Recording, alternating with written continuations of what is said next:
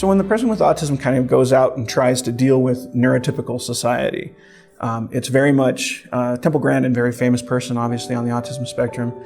Temple Grandin talks about feeling like an anthropologist from Mars, that she is suddenly the scientist in this foreign culture.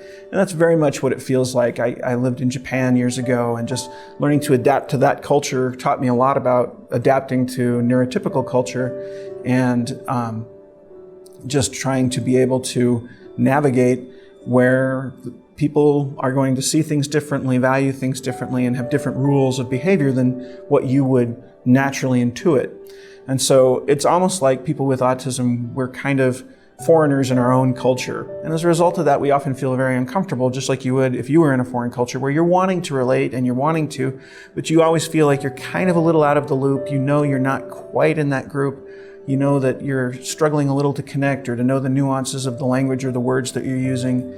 And that's for people with autism who are verbal and who can talk. For those who are nonverbal, they feel even more kind of excluded, because by the time they come up with something to say or a way to say it, the conversation has moved on so much further.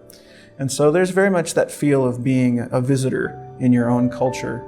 And on top of that, the sensory issues often make even normal type situations very uncomfortable for the person with autism. I often will tell audiences that, like, I could give you autism. If you want to know what it's like to have autism, I'll come into the room here, I'm going to crank the temperature up to 130 degrees, and I'm going to put this great big annoying alarm going on in the background, and I'm going to give you a math test while I, poke you and rub you with sandpaper.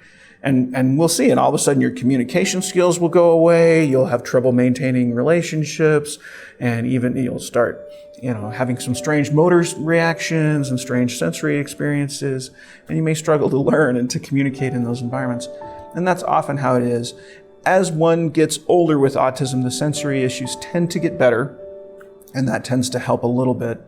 But being able to know how that unique person with autism, how their sensory issues are going, should be the fundamental level of any intervention or interaction that you have with them, is trying to figure out sensorily, biologically, what is going on with this person.